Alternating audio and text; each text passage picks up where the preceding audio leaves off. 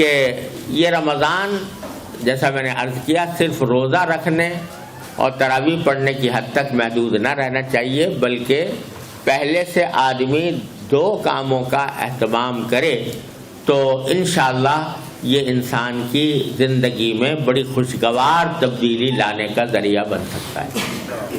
2 باتیں، ایک بات یہ کہ اس رمضان کے مہینے میں اس بات کا تو پکا عزم کر لے انسان کہ اس پورے مہینے میں انشاءاللہ کوئی گناہ نہیں کروں گا، ورنہ آپ سوچئے کہ رمضان کے مہینے میں آدمی نے اللہ تعالیٰ کے حکم کی خاطر کھانا چھوڑ دیا، پانی چھوڑ دیا۔ کھانا حلال تھا کہ حرام تھا؟ حلال تھا، مگر حلال کو بھی چھوڑ دیا۔ پانی پینا حلال تھا کہ حرام تھا؟ حلال تھا، مگر اللہ کے لیے چھوڑ دیا۔ جو چیزیں پہلے ہی سے حرام ہیں، جو روزے میں یا غیر روزے میں دونوں میں حرام ہیں، اگر وہ نہ چھوڑی تو پھر وہ روزہ کس کام کیسا ہوا؟ مثلا جھوٹ بولنا حرام تھا، جھوٹ بولنا روزے میں نہ چھوڑا۔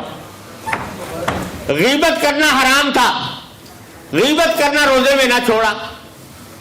کسی کے اوپر نامحرم پر لذت لینے کی نگاہ غرض سے نگاہ ڈالنا حرام تھا، وہ نہ چھوڑا۔ کسی کو لڑائی کرنا، جھگڑا کرنا، دوسرے کو تکلیف پہنچانا عام حالات میں بھی حرام تھا، وہ نہ چھوڑا۔ تو بھائی جو حلال چیزیں تھیں وہ تو چھوڑ دی رمضان میں، لیکن جو پہلے ہی سے حرام تھی وہ نہ چھوڑی، تو یہ کیسا روزہ ہوا؟ اس سے تقویٰ کیسے حاصل ہوگا؟ تو تقویٰ اس وقت حاصل ہوگا جبکہ حلال چیزیں تو چھوڑی ہیں، حرام چیزیں بھی چھوڑو۔ اس بات کا عزم کرو کہ کم از کم اس رمضان کے مہینے میں آنکھ غلط جگہ نہیں جائے گی،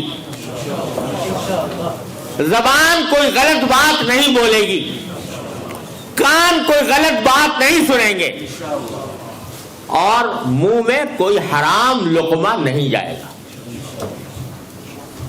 یہ کیا بات ہوئی کہ سارا دن تو روزہ رکھا اور افطار کیا حرام غذا سے،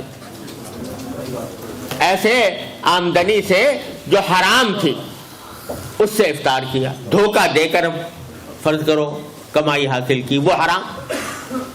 سود کھا کر کمائی حاصل کی، وہ حرام۔ قمار کے ذریعے حاصل کی یا اور کسی غیر شرعی طریقے پر حاصل کی، وہ حرام۔ تو روزہ تو رکھا سارا دن اور افطار کیا حرام سے، تو وہ کیسا روزہ ہوا؟ اس سے کیسے تقویٰ پیدا ہوگا؟ لہذا اس بات کا اہتمام کرو کہ اللہ تعالی ہم سب کو اس کی اپنے فضل و کرم سے توفیق عطا فرمائے۔ رمضان کا مہینہ اس طرح گزرے گا کہ کوئی گناہ نہیں ہوگا، اور اس کے لیے اپنی پوری ہمت کا مظاہرہ کرنا ہوگا کہ اسی طرح جیسے شدید پیاس میں پانی پینے سے پرہیز کرتے ہو، اسی طرح گناہ کے ارتکاب سے بھی پرہیز کر کے دیکھو کرو، تو یہ رمضان کا مہینہ اس کی تربیت اور اللہ تعالیٰ کے ساتھ تعلق مضبوط کرنے کا بہترین ذریعہ بنے گا۔